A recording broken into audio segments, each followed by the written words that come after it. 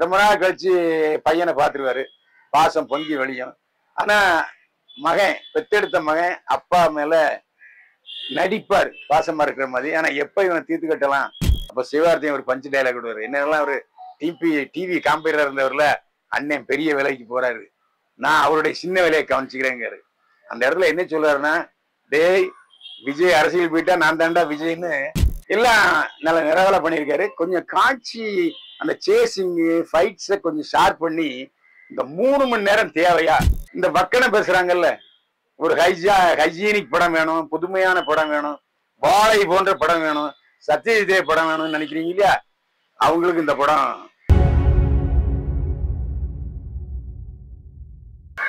என்னை வாழ வைக்கும் யூடியூப் சேனல் நேயர்களுக்கு நன்றியும் வணக்கமும். மெட்ராஸ் மூவி சேனல் நேயர்களே, இப்போது நான் பார்க்க போவது GOAT, greatest of all time, GOAT படத்தின் விமர்சனம்.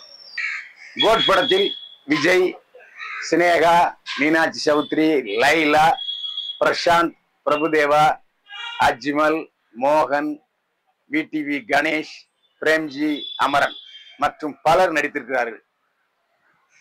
சித்தார்த் நூனி ஒளிப்பதிவு இருக்கிறார். யுவன் சங்கர் ராஜா இசையமைத்திருக்கிறார். கதை, திரைக்கதை, வசனம் எழுதி இயக்கி இருக்கிறார் வெங்கட் பிரபு. ஏஜிஎஸ் என்டர்டெயின்மெண்ட் பட நிறுவனம் சார்பில் அகோரம் கல்பாத்தி சகோதரர் தயாரித்திருக்கிறார்கள். நிர்வாக தயாரிப்பை அல்சனா அகோரம் கவனித்திருக்கிறார். படத்தினுடைய கதை புதிதாக ஒன்றுமில்லை, எல்லாம் பழைய கதை தான். கிட்டத்தட்ட 1980களில் வந்த படம், 90களில் வந்த படம். 3 படங்களை மிக்சியில போட்டு அடிச்சு வெங்கட் பிரபு கொடுத்துருக்காரு. ஏன்னா வெங்கட் பிரபுட்ட நாம மங்காத்தா மாதிரி ஒரு கமர்ஷியல் என்டர்டெயின்மெண்ட் தான் எதிர்பார்க்க முடியும். அவர் ஏற்கனவே இதுக்கு முன்னாலே அதே மாதிரி கமர்ஷியல் என்டர்டெயின்மெண்ட் தான் எடுத்திருக்காரு. அது மட்டும் இல்ல, சின்ன சின்ன வேடங்களுக்கு கூட நட்சத்திர நடிகைகளை பயன்படுத்துவார் வெங்கட் பிரபு. அந்த மாதிரி இந்த படத்துலயும் நிறைய நடிகர்களை பயன்படுத்தி இருக்கிறார். அவருடைய ஆஸ்தான நடிகர், அவருடைய தம்பி பிரேம்ஜியும் நடிச்சிருக்கார். ஆன்டி டெரரிஸ்ட் ஸ்குவாட், அதாவது வன்முறையாளர்கள், கொடூரர்களின் எதிர்ப்பு படை குழு, அவர்களை கண்டுபிடிச்சு அவங்களை அழிக்கிறது, அரெஸ்ட் பண்றது, நடவடிக்கை எடுக்கிறது போன்ற ஸ்குவாட்ல இருப்பாரு விஜய். அவருடன் பணியாற்றுபவர்கள் பிரசாந்த், பிரபுதேவா, அஜ்மல். 4 பேரும் நெருங்கிய நண்பர்கள். அதாவது ஜாலியா வேலை பார்ப்பாங்க, அதை விட ஜாலியா வாழுவாங்க. பிரசாந்தோட மனைவி லைலா, விஜயோட மனைவி சினேகா. பிரசாந்தோட மனைவி லைலா டாக்டர். முதல்ல மகள், 2வது மகள் பிறக்க வேண்டும் என்று நினைக்கிறார் சினேகா. அதாவது முதல் பையன் என்ன சொல்றான், இல்ல எனக்கு தம்பி பாப்பா தான் வேணும் அப்படின்னு சொல்றான். இப்படிப்பட்ட சூழ்நிலையில கணவன் மேல சந்தேகப்படுறாரு சினேகா. ஏன்னா எப்பவுமே கணவன் மீது முழுமையான நம்பிக்கை வைத்திருக்க மாட்டார்கள் பல பெண்கள். அதுவும் கர்ப்பமான நேரத்துல கணவன் வேற இடத்துல மேய்வானோ அப்படிங்கிற ஒரு விஷயம் அவங்களுக்கு சந்தேகமா இருக்கும். அதுக்கு சில நேரங்கள்ல கணவனுக்கு சூழ்நிலைகளும் அப்படி இருக்கும். அவர் ஏதாவது ஆக்ஷன்ல இருப்பாரு, அந்த ஆக்ஷன்ல இடையில யாராவது பெண்கள் பேசினா ஒரு பெண்ணோட இருக்காரு அப்படின்னு நினைக்கும். அப்போ சினேகா லைலாட்ட சொல்லுவாரு, அவர் பேரு தான் காந்தி, ஆனா தண்ணி அடிக்கிறாரு, பொம்பளைகிட்ட போற மாதிரி எனக்கு சந்தேகம் இருக்கு அப்படின்னு சொல்லும்.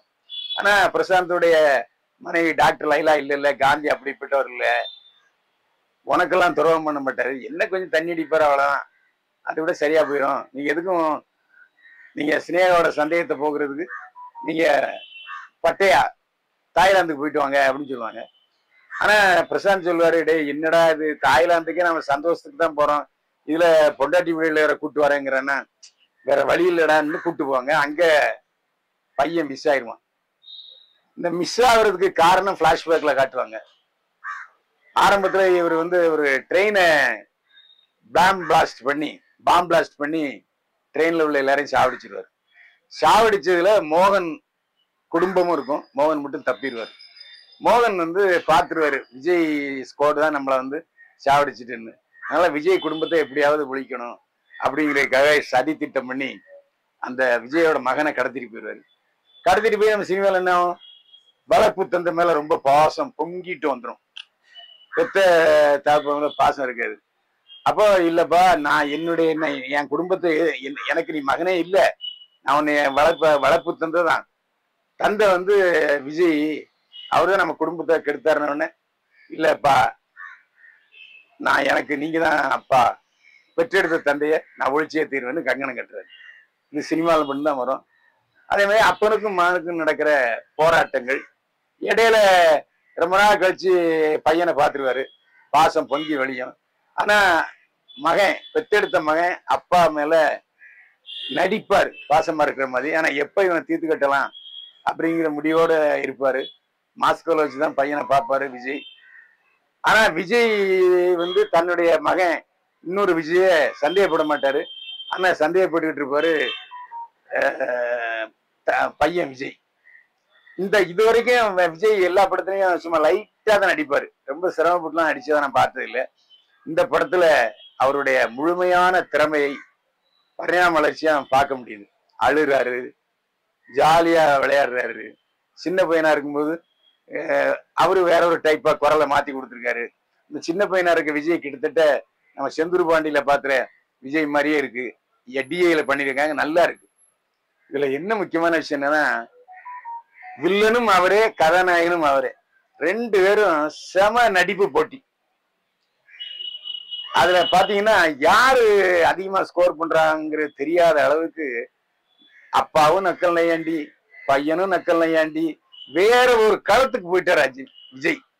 என்ன கேட்டா அவர் அரசியலுக்கு போறது தேவையில்லை. ஏன்னா இப்ப நடிப்பினுடைய பரிணாம வளர்ச்சியை தொட்டுட்டாரு. அதனால அவர் இன்னும் படங்கள்ல நடிக்கலாம்ங்கிறதா என்னுடைய ஆசை.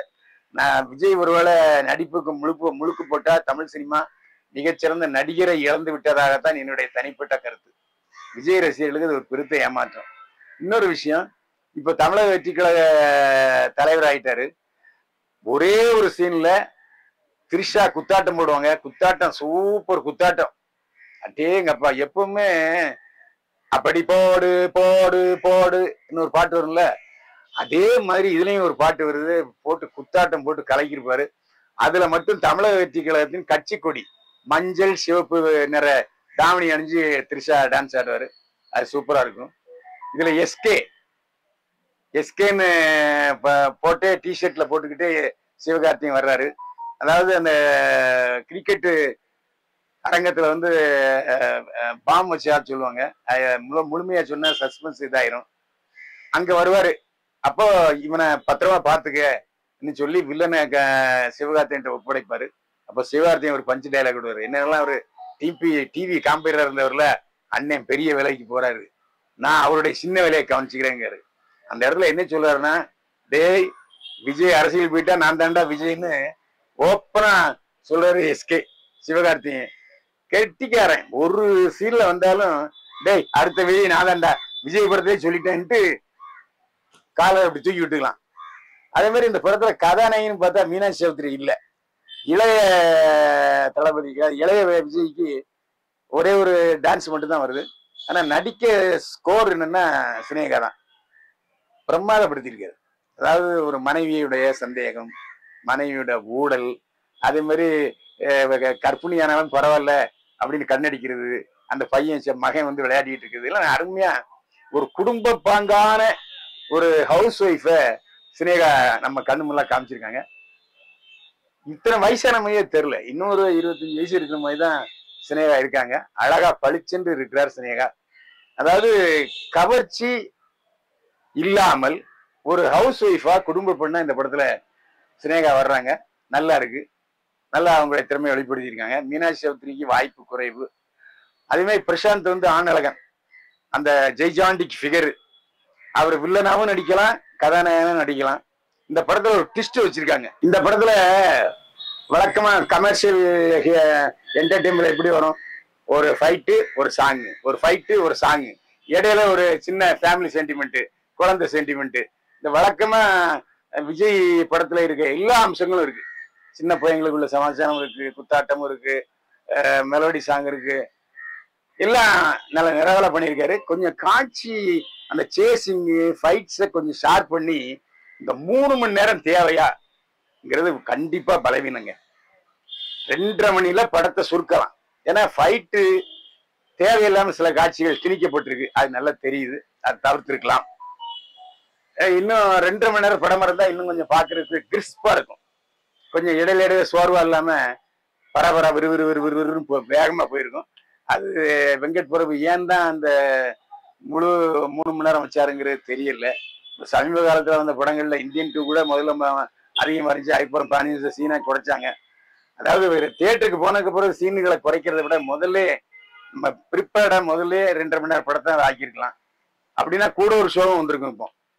இப்போ அதனால 4 ஷோ தான் போட்டாங்க, 5 ஷோ போடல. அதே மாதிரி தியேட்டர்ல கட் அவுட் எல்லாம் பேனர் எதுவுமே இல்லை. ஒரு விளம்பரம் இல்லாமல் வந்திருக்கிற படம் இது. ப்ரொமோஷன் இல்லாம வந்திருக்க படம் இது. ஆடியோ ரிலீஸும் கிடையாது, ஒண்ணும் கிடையாது. என்ன காரணம்னா ஏற்கனவே முதலீடு எடுத்து விட்டார்கள். ஏஜிஎஸ் வந்து முதலீடு எடுத்துட்டாங்க.